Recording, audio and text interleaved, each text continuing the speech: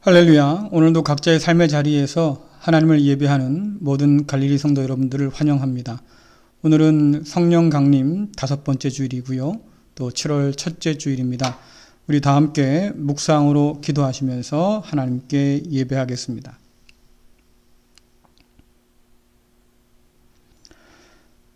내가 이르노니 너희는 성령을 따라 행하라. 그리하면 육체의 욕심을 이루지 아니하리라. 아멘. 은혜로우시고 신실하신 하나님 아버지, 우리를 오라 부르시는 성령의 음성에 따라 모인 자녀들의 예배를 기뻐 받아 주옵소서. 예수 그리스도의 이름으로 기도드리옵나이다. 아멘. 다 함께 사도신경으로 신앙으로 가겠습니다. 전능하사 천지를 만드신 하나님 아버지를 내가 믿사오며 그 외아들 우리 주 예수 그리스도를 믿사오니 이는 성령으로 잉태하사 동정녀 마리아에게 나시고 본디오 빌라도에게 고난을 받으사 십자가에 못 박혀 죽으시고 장사한 지 사흘 만에 죽은 자 가운데서 다시 살아나시며 하늘에 오르사 전능하신 하나님 우편에 앉아 계시다가 저리로서 산자와 죽은 자를 심판하러 오시리라. 성령을 믿사오며 거룩한 공회와 성도가 서로 교통하는 것과 죄를 사하여 주시는 것과 몸이 다시 사는 것과 영원히 사는 것을 믿사옵나이다. 아멘. 다 함께 교독문 75번 마태복음 6장 말씀입니다. 우리 함께 교독하겠습니다. 그러므로 내가 너희에게 이르노니 목숨을 위하여 무엇을 먹을까 무엇을 마실까 몸을 위하여 무엇을 입을까 염려하지 마라. 목숨이 음식보다 중하지 아니하며 몸이 의복보다 중하지 아니하냐. 공중의 새를 보라. 심지도 않고 거두지도 않고 창고에 모아 들이지도 아니하되 너희 하늘 아버지께서 기르시나니 너희는 이것들보다 귀하지 아니하냐. 너희 중에 누가 염려함으로 그 키를 한 자라도 더할 수 있겠느냐. 또 너희가 어찌 의복을 위하여 염려하느냐. 들의 백합화가 어떻게 자라는가 생각하여 보라. 수고도 아니하고 길쌈도 아니하느니라. 그러므로 염려하여 이르기를 무엇을 먹을까 무엇을 마실까 무엇을 입을까 하지 말라. 이는 다 이방인들이 구하는 것이라. 너희 하늘 아버지께서 이 모든 것이 너희에게 있어야 할 줄을 아시느니라. 그런즉 너희는 먼저 그의 나라와 그의 의를 구하라. 그리하면 이 모든 것을 너희에게 더하시리라. 아멘. 다 함께 찬송가 88장 부르시겠습니다.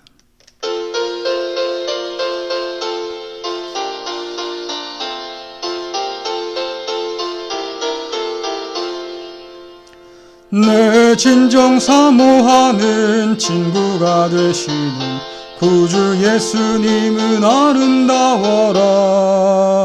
산 밑에 백합화요 빛나는 새벽별 주님 영원할 길 아주 없도다. 내 맘이 아플 적에 큰 위로 되시며 나 외로울 때 좋은 친구라. 주는 저 산 밑에 백합 빛나는 새벽별 이 땅 위에 비길 것이 없도다. 내 맘의 모든 염려 이 세상 고락도 주님 항상 같이 하여 주시고 시험을 당할 때에 악마의 개교를 즉시 물리치사 나를 지키네. 온 세상 날 버려도 주 예수 안 버려 끝까지 나를 돌아보시니 주는 저 산 밑에 백합 빛나는 새벽별 이 땅 위에 비길 것이 없도다. 내 맘을 다하여서 주님을 따르면 길이 나를 사랑하리니 물불이 두렵지 않고 창검도 겁없네. 주는 높은 산성 내 방패시라. 내 영혼 먹이시는 그네 누리고 나 친히 주를 뵙기 원하네. 주는 저 산 밑에 백합 빛나는 새벽별 이 땅 위에 비길 것이 없도다.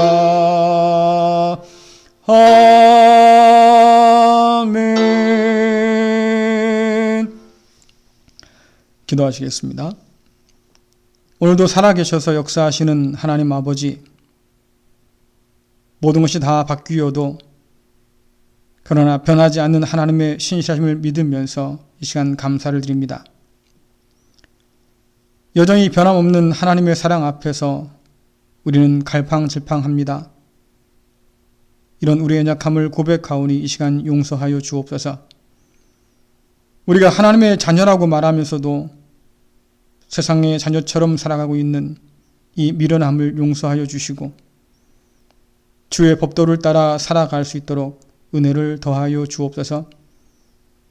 믿음 위에, 은혜 위에 굳게 설 수 있도록 하나님 붙들어 주옵소서.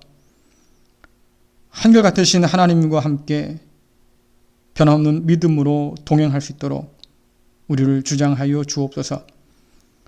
코로나19로 인한 괴로움과 막막함으로 고난당하고 있는 모든 만물을 긍휼히 여겨 주시고 이 모든 것들을 이겨낼 지혜를 덧입혀 주시며 탐욕과 오만과 무지에서 벗어나서 하나님의 음성에 귀 기울여 살아갈 수 있도록 도와주옵소서. 갈등과 대립의 연속인 한반도와 한민족을 기억하여 주시고 화해와 일치, 평화, 통일을 향해서 나아갈 수 있도록 용기를 덧입혀 주옵소서.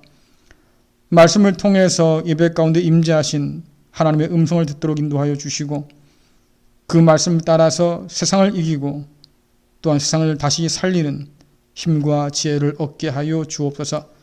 우리 주 예수 그리스도의 이름으로 기도드리옵나이다. 아멘. 오늘 우리에게 주신 말씀은 베드로전서 1장 14절부터 15절 또 18절 말씀입니다. 제가 쉬운 성경으로 봉독해 드리겠습니다. 전에는 몰라서 하고 싶은 대로 악한 일을 저질렀지만 이제는 하나님께 순종하는 자녀로서 예전처럼 살아서는 안 되는 것입니다.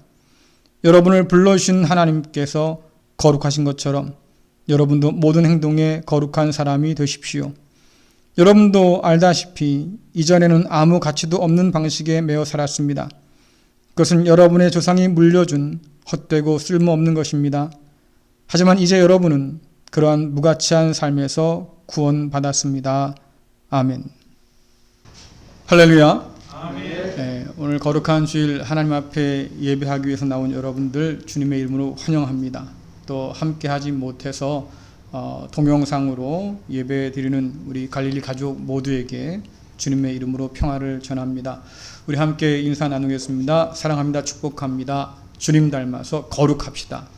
사랑합니다. 축복합니다. 주님 닮아서 거룩합시다. 네.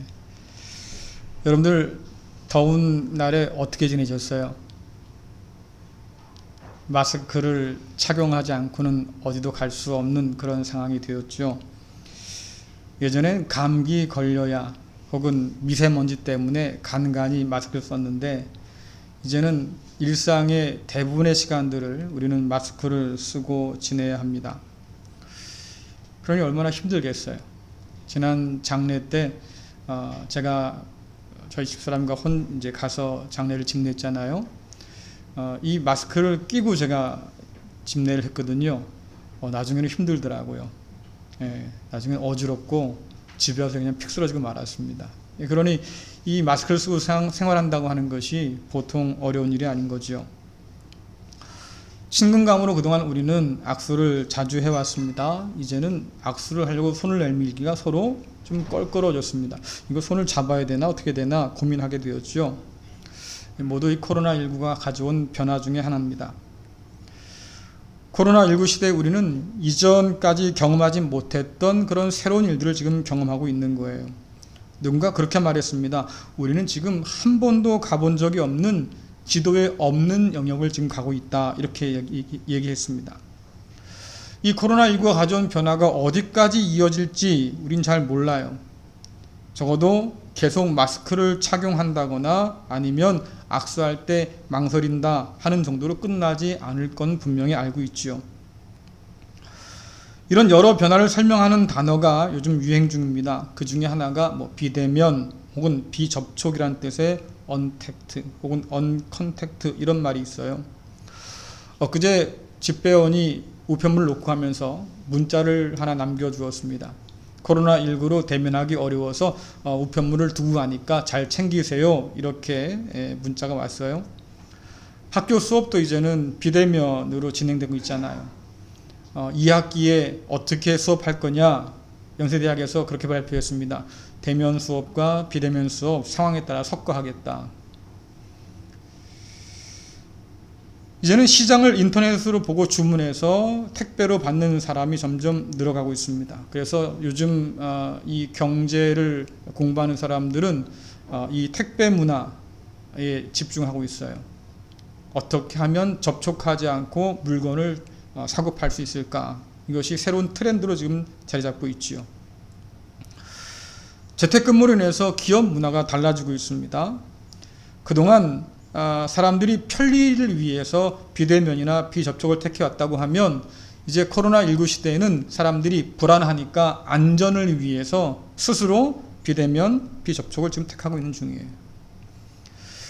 그래서 이 언컨택트 혹은 언택트 이 비대면, 비접촉의 문화는 지금 우리 가운데 성큼 들어와 있습니다. 저와 여러분은 이미 그렇게 변화된 세상을 살고 있는 거죠. 요즘 유행하는 말 가운데 또 다른 것이 하나 있어요. New Normal이라는 말이 있는데 이것은 10년 전 경제 위기 때 만들어진 단어입니다. 여러분 경제가 어려워지면 우리가 흔히 저성장, 저금리, 저물가, 저소득, 저수익 반면에 위험은 높아지잖아요. 고위험. 그러니까 일반적이지 않은 시대가 되었기 때문에 이제는 새로운 어떤 기준이 필요하다 이런 말이에요. 그래서 뉴 노멀 새로운 어떤 평범함이 필요하다는 얘기지요.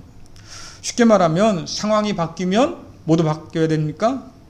기준도 바뀌어야 되는 거죠. 여러분 예전에는 말입니다. 환갑이 되면 사람들이 잔치를 벌였어요. 왜요? 야 오래 살았다 장수했다. 그 당시만 해도 60을 사시는 분이 그렇게 많지 않았기 때문에 그렇죠. 요즘에는요. 환갑잔치 하자 그러면 에이 그래요. 왜요? 칠수는 하지만 환갑은 안 해. 이런단 말이에요. 그래서 요즘은 장수의 기준이 70으로 바뀌었습니다. 70 정도는 살아야 아이고 그래도 남만큼 사셨다 그러고 이제 좀 더 80을 보기도 하고 90을 보기도 하잖아요. 이유가 뭘까요? 장수에 대한 개념이 바뀌었기 때문에 그런 거예요. 우리의 평균 수명이 늘어나면서 이제는 60을 살았다고 장수했다고 하지 않고 적어도 70 이상을 살아야 살 만큼 살았다. 그렇게 잔치를 하는 거잖아요. 이렇게 기준이 바뀌어요. 가전제품을 살 때 보면 여러분들 고려하는 게 하나 있죠. 전기 많이 먹어 안 먹어? 그렇죠? 전기 소모량에 따라서 등급을 나눕니다. 1등급이 제일 전기를 적게 먹는 거예요. 그런데 여러분들 그거 아십니까? 이전에 우리가 야 이거 1등급이야 샀지만 그 기준을 요즘과 비교해 보면 한 3, 4등급에 해당한답니다. 기준이 바뀐 거예요. 왜? 친환경적으로 혹은 에너지 효율을 높일 수 있는 기술들이 개발되면서 전력 소모 등급을 나누는 기준이 달라졌기 때문에 그렇지요. 이렇게 변화는 우리에게 새로운 기준으로 살 것을 요청해요. 코로나19 시대 때 뉴 노멀 혹은 새로운 기준 이것은 단순히 경제적인 측면에서뿐만 아니라 삶의 전 영역에서 지금 쓰고 있습니다. 왜냐니까 코로나19가 우리의 모든 삶을 지금 강타하고 있거든요. 어떤 학자는 그런 얘기도 합니다. 이제 문명의 대전환기가 시작되었다. 어떻게 진행될지 우리는 알지 못하지만 어쨌든 놀라운 변화가 지금 시작되었다 그래요. 자, 그래서 이제는 이전의 일상으로 돌아가는 것이 불가능하게 되었습니다. 우리는 이전 같은 일상이 아니라 이전과 다른 일상을 앞으로 살게 될 거예요. 코로나19가 장기전으로 돌입하면서 많은 사람들이 이전 일상을 그리워하잖아요. 오늘 아침에도 우리 장로님과 함께 밖에 걸어놓은 사진들을 보면서 아유 이때가 그립다. 이때가 얼마나 소중한지 몰라. 이런 얘기 나눴거든요. 그래요. 많은 사람들이 그때를 그리워합니다. 왜냐니까 다시는 이전 같은 일상을 살지 못하게 되었으니까. 여러분들이 그리워하는 일상이 뭡니까? 어떤 일상이 여러분 그리워요? 아우 제발 이 마스크 벗고 말이지 사람들 마음대로 만나서 이야기꽃을 피우던 그런 때가 참 그리워. 그럴 수 있을 거예요. 자녀들이 제잘거리면서 말이죠. 학교에 가고 직장인들이 회사에 출근하는 그런 일상들을 아마 그릴 겁니다. 그런데 여러분들 그런 일상의 다른 이면들을 살펴보면 미세먼지로 하늘이 우중충해서 맑은 하늘을 보지 못했던 일상이잖아요. 그렇죠? 어떤 분들이 그래요. 야 그래도 코로나가 좋은 건 하나 있어. 뭔데? 야, 하늘이 깨끗하고 맑아. 공기가 깨끗해졌어. 다시 예전 일상으로 돌아가면 저 하늘 보기 쉽지 않은 거지요. 우리가 꿈꾸고 돌아가고 싶은 일상이 뭡니까? 여러분들 그 일상 이면에는 경제 앞에서 다 무릎을 꿇었던 일상이 있어요. 인간의 탐욕, 오만, 무지가 세상을 망쳤던 그런 일상이 분명히 있었다 그 말이에요. 며칠 전에 제가 뉴스를 보니까 건축 노동자들의 추락사를 다루고 있더라고요. 여러분 건축하는 노동자들이 말이죠. 추락사가 점점 늘어가고 있습니다. 이유가 뭘까요? 일하다가 한눈 팔아서 그렇지. 정말 그래요? 한눈 파는 게 문제가 아니고요. 그들을 위한 안전장치가 전혀 돼 있지 않기 때문에 그래요. 기자가 그럽니다. 왜 이 안전장치를 분명히 법적으로 하라고 되어 있는데 안 했습니까? 견적서를 보니까 안전장치에 대한 비용이 빠져 있어요. 왜 그럴까요, 여러분들? 비용 때문이에요. 돈 때문에 사람이 죽어도 신경 쓰지 않는 거예요. 오늘날 이 사회의 기준이 뭡니까? 효율이지요. 효율은 뭐예요? 적은 비용을 들여서 높은 수익을 내는 거, 그게 효율이에요.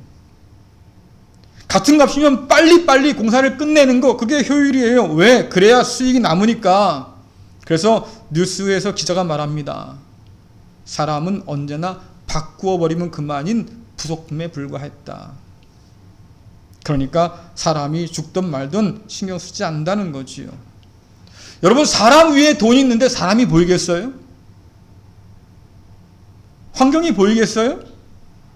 보이지 않는 거예요. 사람이 죽든 말든 사람이 살지 못할 만큼 환경이 망가지든 말든 그저 난 돈만 벌면 돼. 이런 탐욕이 우리 가운데 있던 거지요. 여러분 이게 우리가 그리워하던 이전 일상의 단면이에요. 탐욕의 지배에 당해왔던 일상. 아마 여러분들은 그렇게 말할 겁니다. 적어도 그래도 예수 믿는 사람들이니까 야 돈이 전부가 아니야. 그렇죠? 근데 여러분 마음 한편에는 어떤 생각이 있어요? 그래도 돈만한 건 없어.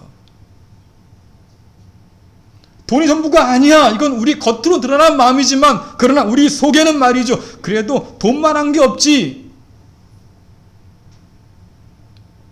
돈이면 다라고 하는 세상 생각에 우리가 지배에 당한 결과예요. 여러분 이런 일상으로 다시 돌아가고 싶어요? 돌아간다고 해도 적어도 이런 일상은 아니어야 하잖아요. 인간의 탐욕과 오만, 무지로 말미암아서 만물이 탄식하고 씨름하는데 그런 일상으로 다시 여러분 돌아가고 싶어요? 돌아가야 할까요? 몸에 이상이 있어서 한방병원을 찾습니다. 의사가 진맥을 하고 뭐라고 그럽니까?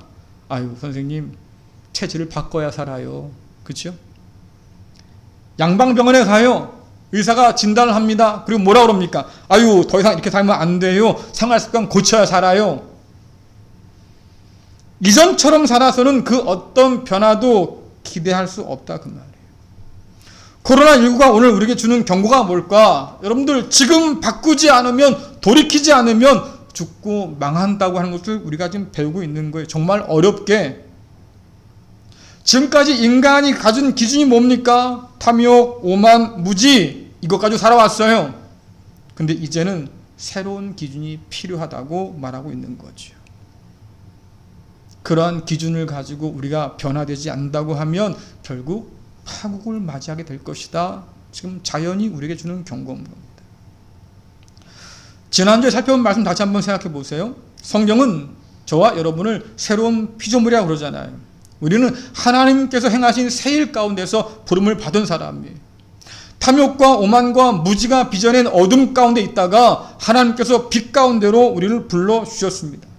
저와 여러분은 이 세상을 살지만 동시에 이미 시작된 하나님 나라를 맛보며 동참하고 있는 거예요. 여러분, 하나님 나라는요, 이 세상 기준으로 살 수 있는 나라가 아니잖아요. 이 세상에 속한 나라가 아니기 때문에 적어도 이 세상과는 다른 기준을 가지고 사는 나라가 하나님 나라입니다. 게다가 저와 여러분은 말입니다, 다가올 새 하늘과 새 땅이 있다고 믿고 그것을 바라보면서 지금 살고 있는 거잖아요. 만물을 새롭게 하신 하나님의 창조의 일꾼으로 우리를 불러주셔서 우리가 지금 새 창조의 역사 가운데 지금 동참하고 있는 거예요. 코로나19 훨씬 이전부터 성경은, 하나님은 우리에게 요구하셨습니다. 이전의 세상을 본받지 말아라. 너희가 새로운 피조물이니까 이전 사람처럼 그렇게 살아서는 안 된다. 이 말씀을 주님께서는 새 포도주는 새 부대에 담아야지 라고 말씀하신 거예요. 여러분들 마태복음 9장 16절 17절 주보했습니다. 같이 한번 읽어볼게요. 시작. 그 누구도 새 천 조각을 낡은 옷에 대고 깁지 않는다. 만일 그렇게 하면 새 천 조각이 그 옷을 잡아당겨 더 심하게 찢어질 것이다. 그 누구도 새 포도주를 낡은 가죽 부대에 담지 않는다. 만일 그렇게 하면 낡은 부대가 터져 포도주가 쏟아지고 가죽 부대도 못 쓰게 될 것이다. 새 포도주는 새 가죽 부대에 넣어야 한다. 그래야 둘 다 보존될 수 있다. 아멘. 새로운 것은 새로운 곳에 담아야지, 그렇지 않으면 엉망이 되어버린다 하는 얘기잖아요. 주님께서 저와 여러분에게 열어 보여주신 이 새 시대는 세상을 닮아 살던 이전처럼 살아서는 안 돼요. 부활하신 주님께서 승천하시고 성령을 통해서 교회가 세워진 이후에도 성경은 계속해서 우리에게 말하고 있습니다. 세상을 본받지 말라고. 여러분, 이유가 뭘까요? 우리가 그리스도 예수 안에서 구원받은 사람이 되고 성령 받은 사람이 되어 산다고 하는데 왜 성경에는 계속해서 그러니까 너희들은 세상을 본받으면 안 돼 라고 말씀하실까? 왜냐니까 저와 여러분이 새로운 피조물로 사는 게 힘들어서 그래요. 어려워서 그래요. 여러분, 우리는 익숙한 것이 좋잖아요. 그것이 편하기도 하고, 그렇죠? 그러니까 뭐 어딜 가더라도 우리는 늘 가던 길로 다니고 말이죠. 가던 집에 가서 먹고 늘 그래요. 습관처럼. 왜? 그게 편하니까. 저 집 가면 맛있을까? 우리 안 먹어봤잖아. 그럼 먹어볼까? 이게 아니라 아이, 분명한 데 가야지. 지난번 갔던 그곳에 다시 가자. 거기 맛있었어. 그렇죠? 우리는 익숙한 걸 좋아해요. 낯선 상황이 되면 우리는 예전 방식 익숙한 곳으로 돌아가기를 좋아하지요.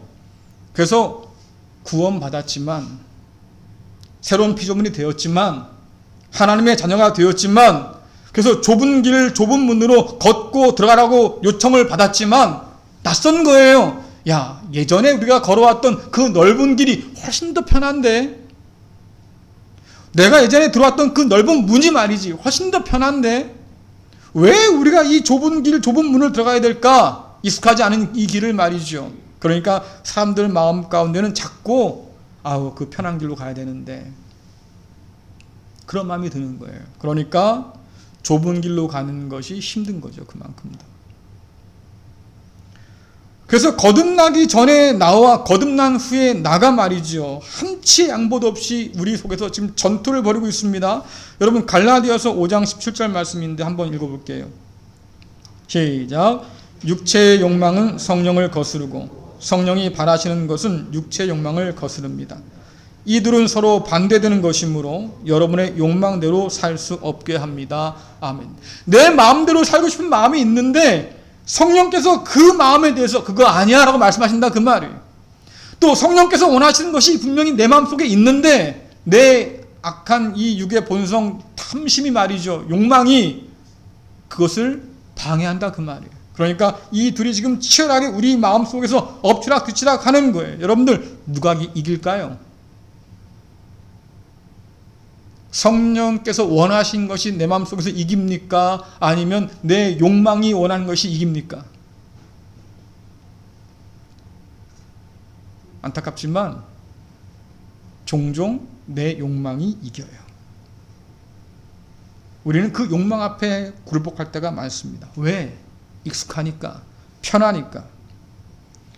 성령을 따르는 것은 낯설고 내 본성이 원치 않는 일이기 때문에 우리는 쉽지 않아 합니다. 그런데 이전처럼 살아왔던 그 길은 너무나 편하니까 말이죠. 거기에 쉽게 굴복하게 되는 거예요. 우리가 새로운 피조물로 지음받다고 하는데 인사나는 것처럼 그리스도를 닮아서 거룩하기가 힘든 이유는 여전히 우리가 우리 안에 있는 욕망 앞에 굴복하기 때문이죠. 그래서 바울이 말하는 거예요. 성령 앞에 순종해라. 성령 앞에 복종해라. 한때 기업마다 혁신을 내신 적이 있었어요. 이대로는 안 된다. 바꿔보자. 이래가지고 말이죠. 혁신을 위해서 야심찬 계획을 세우고 막대한 예산을 들여서 로고를 바꿔요. 시스템을 바꿔요. 자, 그런데 그렇게 노력을 해도 말이죠. 혁신에 성공한 회사가 그렇게 많지 않습니다. 이유가 뭔지 아세요? 바꿨지만 그 시스템을 운용하는 사람이 바뀌지 않은 거예요. 그들이 옛날 방식을 고집하는 거죠. 야, 옛날에 다 이렇게 해왔어. 그러니까 새로운 시스템이 요구하는 것들을 따라가질 않으려고 하는 거죠. 이전 방식이 새로운 방식의 발목을 잡아온 거예요. 새로운 기준을 따르는 삶의 방식의 가장 큰 걸림돌이 뭐냐라고 하니까 익숙하고 편한 이전 생활 방식을 그리워하는, 거기에 미련을 두고 사는 바로 우리가 가장 큰 걸림돌인 거지요. 우리가 요즘 새벽기도 본문으로 베드로 전설 살펴보고 있잖아요. 베드로는 이 소아시아에 있는 여러 교회 성도들에게 성도로 부름받은 사람은 이전의 삶의 방식을 버려야 한다고 지금 말하고 있어요. 베드로가 성도가 버려야 할 이전 방식 두 가지를 요약하고 있는데 오늘 말씀 베드로전서 1장 14절 15절 또 18절 말씀 맨 위에 있죠. 같이 한번 읽어보겠습니다. 시작. 전에는 몰라서 하고 싶은 대로 악한 일을 저질렀지만 이제는 하나님께 순종하는 자녀로서 예전처럼 살아서는 안 되는 것입니다. 여러분을 불러주신 하나님께서 거룩하신 것처럼 여러분도 모든 행동에 거룩한 사람이 되십시오. 여러분도 알다시피 이전에는 아무 가치도 없는 방식에 매여 살았습니다. 그것은 여러분의 조상이 물려준 헛되고 쓸모없는 것입니다. 하지만 이제 여러분은 그러한 무가치한 삶에서 구원받았습니다. 아멘. 하나님의 부르심을 받은 자는 어떤 사람이에요? 하고 싶은 대로 악한 일을 해서는 안 되는 사람이다. 예전은 그렇게 살았을지 모르겠지만 그러나 부름받고 난 다음에는 그렇게 살아서는 안 된다. 여러분, 이때 악한 일이 뭐예요? 나쁜 짓 하고 산다? 이게 아니에요. 내 마음대로 하고 싶은 대로 사는 거. 성경은 그것을 악하다 합니다. 하나님의 선한 뜻 앞에 순종하는 것이 아니라 내 마음대로 하고 싶은 거, 여러분 그것이 악한 행동인데 하지 말라는 거예요. 왜? 이미 하나님께 우리가 부름 받았으니까. 조상이 물려준 헛되고 쓸모없는 방식이 도대체 뭐냐라고 하니까 여러분 그것은 조상적부터 섬겨왔던 우상 숭배예요. 베드로가 뭐라고 합니까? 그것은 헛된 일이다. 쓸모없는 것이다. 무익한 일이다. 그래서 욕망을 따르고 우상을 따르는 이 삶은 하나님을 본받아서 거룩해야 할 우리를 방해한다 그 말이죠. 그러니까 거기서 벗어나야 한다. 여러분들 이전 방식에 발목 잡히면 결국 앞으로 한 발자국도 나가지 못해요. 여러분들이 옛날 살던 그 방식대로 계속 산다고 하면 하나님을 닮아서 거룩해지는 삶을 살 수가 없어요. 코로나 이전 방식에 살아왔던 그런 탐욕과 오만과 그리고 무직 가운데 산다고 하면 우리는 새로운 변화를 따라갈 수가 없어요. 결국 함께 망할 수밖에 없는 거지요.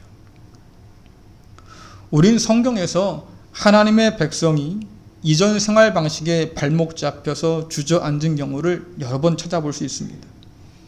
여러분, 가나안 땅을 정복한 이후에 이스라엘에게 땅을 다 배분해 줬어요. 그리고 여호수아가 그 모든 이스라엘 백성을 모아놓고 마지막으로 죽음 직전에 여호수아가 마지막으로 온 힘을 다해서 이스라엘 백성에게 간청한 게 있습니다.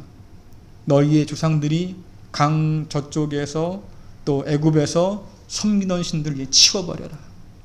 그리고 오직 여호와만 섬겨라. 오직 여호와만 섬겨라. 여러분 성경 읽다 보면 참 고개가 갸우뚱해져요. 아니 광야 40년 동안 하나님께서 이스라엘 백성 가운데 계셨습니다. 그렇잖아요. 성막을 통해서 구름 기둥과 불 기둥을 통해서 내가 너희 가운데 있다 분명히 보여주셨다 그 말이에요. 그래서 그 하나님과 동행하면서 그들이 광야 40년을 지나왔지 않습니까? 그런데 그 40년 동안에 이스라엘 백성들 텐트 속에는, 이스라엘 백성들 마음 한구석에는 그 옛날 조상들이 섬겼던 애굽의 우상들이 여전히 남아 있었다고 하는 거예요. 여호수아가 말합니다. 지금까지는 그랬을지 모르지만 이제 가나안 땅에 들어가면 너희들은 하나님의 거룩한 백성답게 살아야 할 텐데, 정말로 하나님 백성답게 살고자 하면 이전까지 섬겨왔던 그 모든 우상들 다 이젠 버려야 된다 그 말이에요. 정리해야 된다 그 말이지요. 그리고 하나님만 섬기는 백성으로 살아라. 이 여호수아의 권고 앞에서 이스라엘 모든 백성이 말이죠, 한 목소리로 외쳤습니다. 우리가 모든 것 다 내버리고 오직 하나님만 섬기며 살겠습니다. 아주 굳게 약속을 했지요. 근데 여러분들 성경 보시면 아시겠지만 불과 몇 년 못 가서 이스라엘 백성들이 가나안의 온갖 우상을 가져다가 하나님과 함께 섬겼어요. 그 후로 수백 년이 지났습니다. 이스라엘은 조상들의 삶의 방식을 버리지 못했습니다. 우리는 이러한 모습을 갈멜산에 찾아보지요. 여러분들 열왕기상 18장 21절 같이 한번 읽어보겠습니다. 시작. 엘리야가 백성 앞에 서서 말했습니다. 여러분은 언제까지 바알과 여호와 두 사이에서 머뭇거리고 있으렵니까? 여호와와 바알을 함께 섬길 것이요, 여호와가 참 하나님이시면 여호와를 따르고 바알이 참 하나님이면 바알을 따르시오. 그러나 백성은 아무 말도 하지 않고 잠잠히 있었습니다. 여호수아 이후에 수백 년이 흘러서 갈멜산에서 지금 엘리야가 외치는 소리예요. 이스라엘 백성들이여 바알을 버리고 하나님 편에 여호와 편에 서십시오라고 말하지만 오늘 말씀 보세요. 이스라엘 백성들이 침묵하잖아요. 아무 말 하지 못해요. 결단하지 못합니다. 여러분 놀랍지 않아요? 하나님의 택하심과 구원의 놀라운 은혜를 받은 이스라엘 백성들이 하나님과 바알 둘 다를 섬길 수 있다고 믿고 있다는 거잖아요. 이게 얼마나 놀라운 일입니까? 이런 믿음이 어떻게 가능할까요? 예수님께서도 이와 같은 일로 바리새인을 책망한 적이 있어요. 여러분들 누가복음 16장 13절 14절 같이 읽겠습니다. 시작. 그 어떤 종도 두 주인을 섬길 수 없다. 한편을 미워하고 다른 한편을 사랑하든지 아니면 한편에게는 충성을 다하고 다른 한편은 무시하든지 할 것이다. 너희는 하나님과 재물을 함께 섬길 수 없다. 돈을 좋아하는 바리새파 사람들이 이 모든 것들을 들었습니다. 그리고 예수님을 비웃었습니다. 여러분 바리새인이라고 하면 하나님을 사랑함을 최고로 여기는 사람이에요. 그래서 율법을 아주 열심히 철저하게 지킨다고 자부하는 사람들이죠. 당신 정말 하나님 사랑합니까? 라고 물으면 당연하지. 내가 얼마나 율법을 잘 지키는데 이렇게 말하는 사람이잖아요. 그런데 오늘 주께서 말씀하십니다. 그건 너희들의 겉모습일 뿐이다. 그럼 그들의 속마음은요? 누가가 분명히 말하잖아요. 그들은 돈을 좋아했다. 여러분께 한번 여쭤볼게요. 돈 싫어하는 사람 봤어요? 아유 됐어 돈 뭐 그거 없어도 사는데 뭘. 여러분 돈 싫어요? 바리새인이 뭐 특별한 거예요? 뭐 나도 돈 좋아하는데 뭐 바리새인하고 뭐 사람 아닙니까? 돈 좋아하지. 근데 여러분 지금 주님께서 하신 이 말씀은 그냥 돈을 좋아한다는 차원이 아니에요. 돈을 너무너무 좋아해서 사랑하는 거지요. 그래서 오늘 바리새인 예수께서 말씀하십니다. 너희 가운데는 돈이 하나님과 나란히 있구나. 그렇죠? 그래서 너희가 하나님을 섬긴 것처럼 돈을 우상 삼아서 이렇게 섬기고 있구나. 그럼 그 정도로 돈을 사랑하고 좋아한다는 얘기예요. 그들은 이전의 조상들처럼 하나님과 함께 우상을, 특별히 재물과 돈을 신처럼 섬기고 살았어요. 조상 때부터 내려온 그것이 여전히 남아있는 거지요. 여러분, 이 정도면 민족병이에요. 고질병이지요. 고쳐지지가 않잖아요. 바울이 말합니다. 탐심은 우상숭배다. 돈을 사랑하는 마음, 그것은 곧 탐심인데 그것은 우상을 섬기는 것과 똑같다. 이렇게 말하잖아요. 자, 문제는 이것이 그들만의 문제입니까? 디모데전서 6장 9절 10절, 히브리서 13장 5절 6절 연속으로 읽어보겠습니다. 시작. 부자가 되려고 애쓰는 사람은 시험에 들고 함정에 빠지게 됩니다. 어리석은 일을 하다가 결국 자신을 망치는 구덩이에 떨어지는 것입니다. 돈을 사랑하는 것이 모든 악의 뿌리입니다.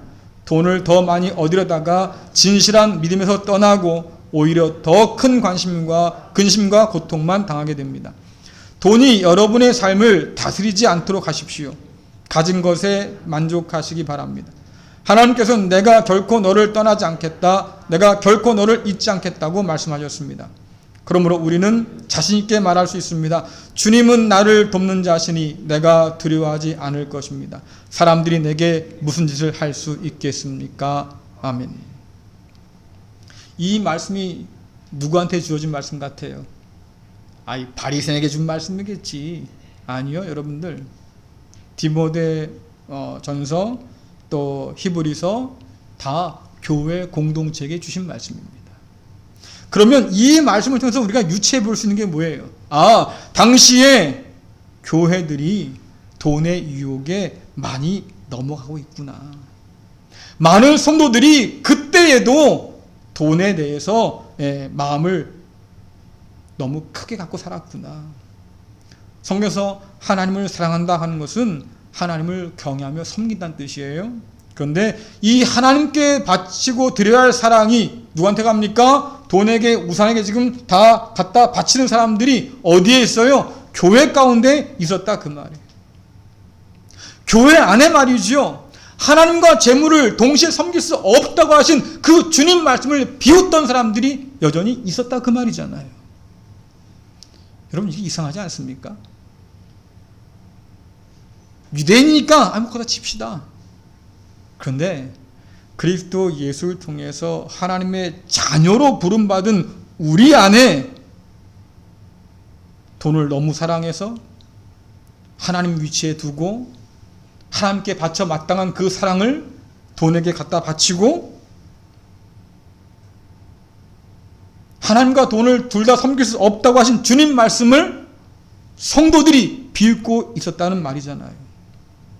그래서 그 돈을 사랑하다가 미혹을 받아서 믿음을 저버린 사람, 구원 밖으로 뛰쳐 나간 사람들이 생겨나고 그 돈의 힘에 붙들고 나니까 야, 하나님보다 돈이 최고구나, 이런 생각에 젖어 살게 된다는 얘기죠.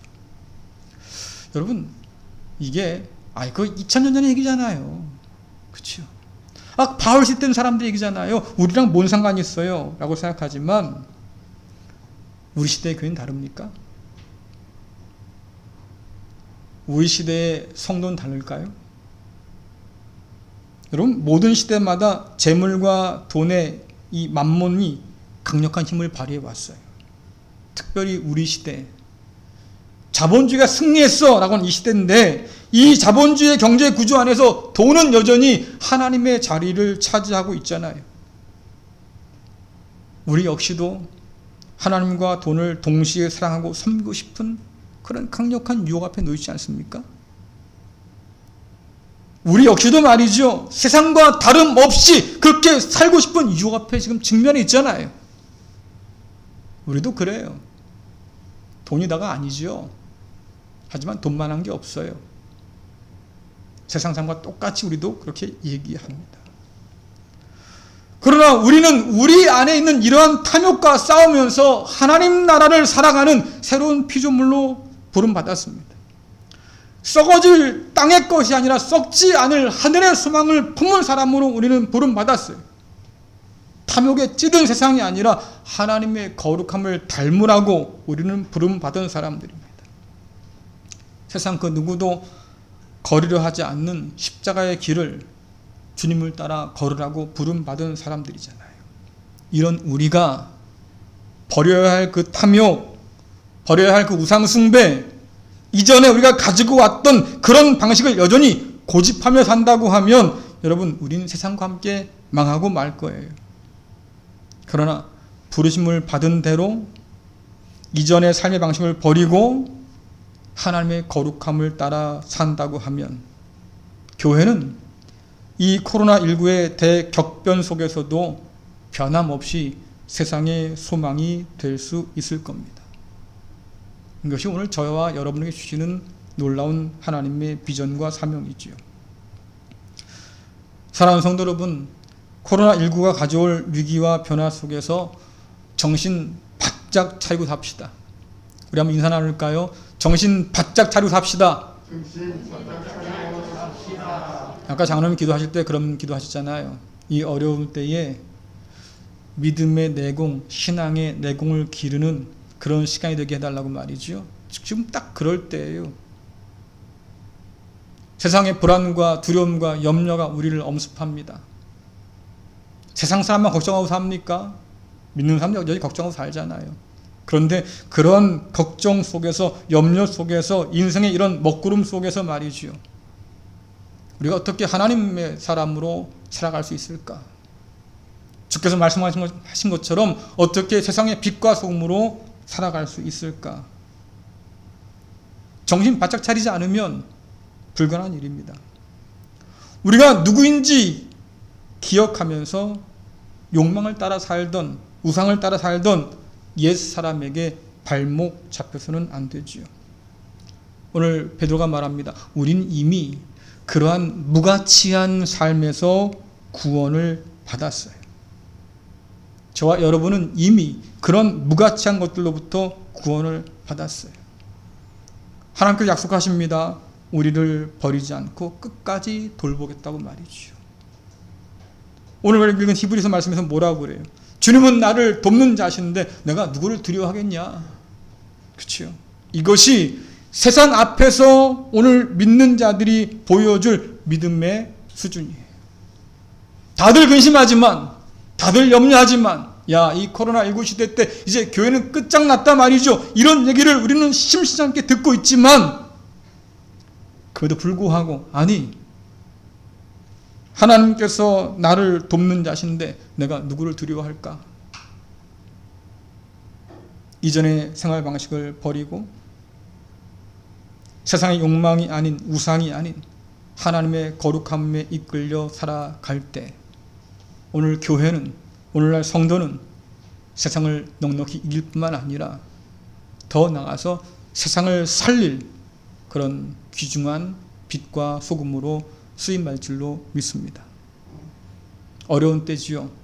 그러나 하나님께서 우리 아버지가 되시고, 그래서 자녀된 우리를 끝까지 지키시고, 결국 우리로 하나님의 빛으로 드러나게 하실 것을 믿으시면서 옛 것에 발목 잡히지 마시고요, 새로운 피조물로 담대히 살아갈 수 있기를 간절히 축원합니다. 기도하겠습니다. 옛사람을 벗어버리고 그리스도로 옷 입게 하신 하나님 아버지, 그리스도 예수를 통해 주신 구원의 큰 은혜에 감사를 드립니다. 새 사람으로 부름받은 우리가 헛된 세상의 욕망과 재물을 섬기던 그 옛사람에게 발목 잡혀 주저하지 않도록 인도하여 주시고, 그리스도 예수를 옷 입은 새 사람이 되어서 하나님의 거룩함을 따라 살아갈 수 있도록 용기를 더하여 주옵소서. 세상의 유혹을 이겨낼 지혜를 더하여 주시고, 끝까지 붙드시는 하나님을 의지해서 세상을 이기고 더 나아가 세상을 살리는 그리스도 예수의 사람 되게 하여 주옵소서. 예수 그리스도의 이름으로 기도드리옵나이다. 아멘. 다 함께 찬송가 312장 부르시겠습니다.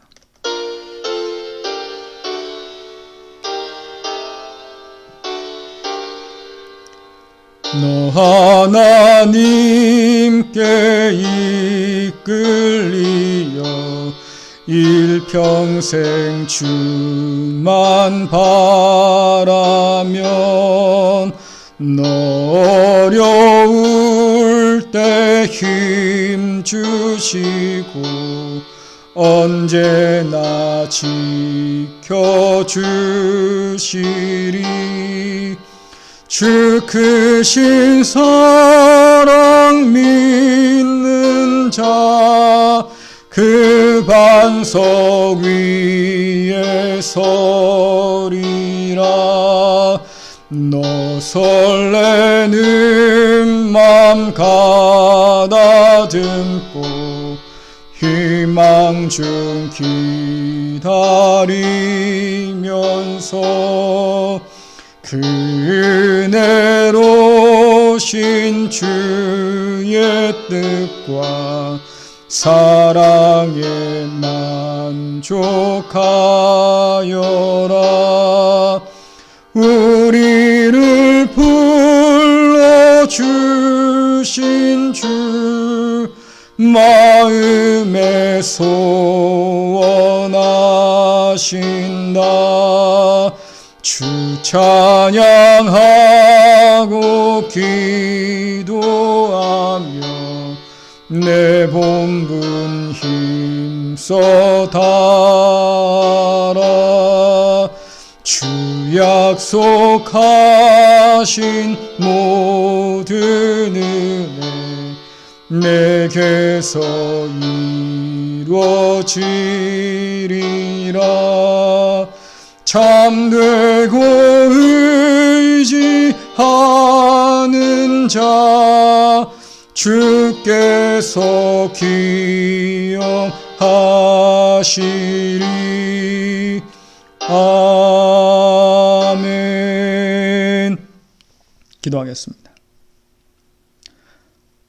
모든 것에 풍성하신 은혜의 하나님 아버지, 우리가 가진 모든 것은 주님 것이고 주님께서 허락하여서 누리게 된 것임을 믿고 감사를 드립니다. 우리의 시간도 우리의 육신도 우리의 소유와 삶 전체가 하나님의 것임을 이 시간 고백하면서 이 마음을 담아 하나님께 예물을 올려드립니다. 헛된 욕망, 욕심에 종되지 않도록 인도하여 주시고 모든 것이 주님 것임을 인정하며 겸손히 드릴 때에 이 예물을 받으시고 하나님 영광 받아 주옵소서. 이 예물이 주님께서 기뻐하신 곳에 쓰이게 하여 주옵시며 또한 드린 모든 주의 종들이 우리를 도우시는 하나님을 믿으면서 세상을 두려워하지 않도록 붙들어 주옵소서. 예수님의 이름으로 기도드리옵나이다. 아멘. 교회 소식을 전해드립니다. 수도권 지역 코로나19 확산으로 7월 한 달간 주일 오전 예배를 제외한 모든 모임을 중단합니다. 수요 기도는 영상 설교로 유튜브로 올려드리고요. 또 새벽 기도회는 신청하신 분들에게 한해서 설교 원고를 카톡으로 전달해 드립니다. 온라인 여름 성경학교를 계획 중에 있습니다. 여러분 위에서 기도해 주기를 부탁드리고요. 또 교회 전면 외벽 공사를 이제 진행하려고 합니다. 여러분 위에서 기도해 주기를 바랍니다. 그 외 광고는 주보를 참고하시고 예배 후에 7월 생일자 축하 및 기도가 있습니다.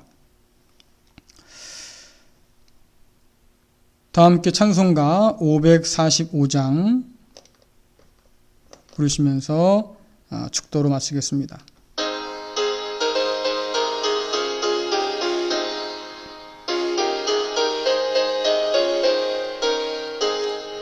이 눈에 아무 증거 아니 배여도 믿음만을 가지고서 늘 걸으며 이 귀에 아무 소리 아니 들려도 하나님의 약속 위에 서리라.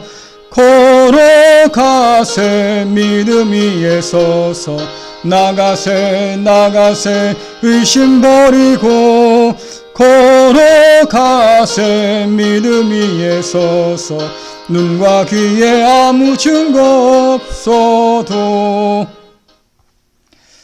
기도하겠습니다.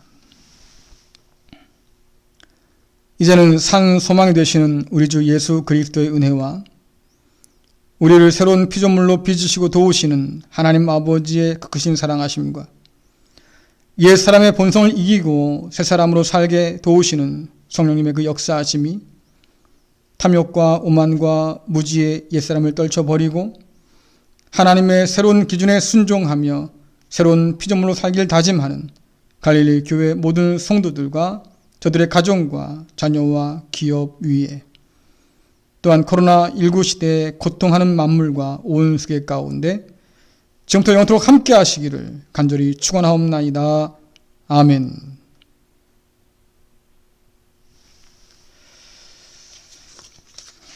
네, 7월 생일자는 이영란 성도, 이봉순 집사, 양청규 집사, 신금순 집사, 이정구 성도, 재순자 권사, 양고은 어린이, 공혜미 집사 이상입니다. 잠깐 이분들을 위해서 기도하겠습니다. 참 좋으신 하나님 아버지 감사합니다. 귀한 생명을 이 땅 가운데 보내시고 믿음 안에서 한 가족 되게 하여 주셨습니다. 이들의 모든 삶 속에 언제나 동행하여 주셔서 복의 복을 덧입혀 주옵시고 또한 강건토록 인도하여 주옵소서.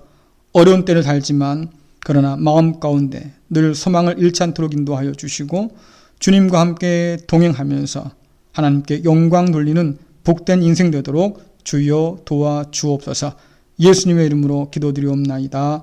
아멘. 네, 여러분 축하드리고요. 또 한 주간 삶이 시작되었습니다. 여러분 믿음 안에서 승리하는 복 있는 자로 살기를 간절히 소원합니다. 감사합니다.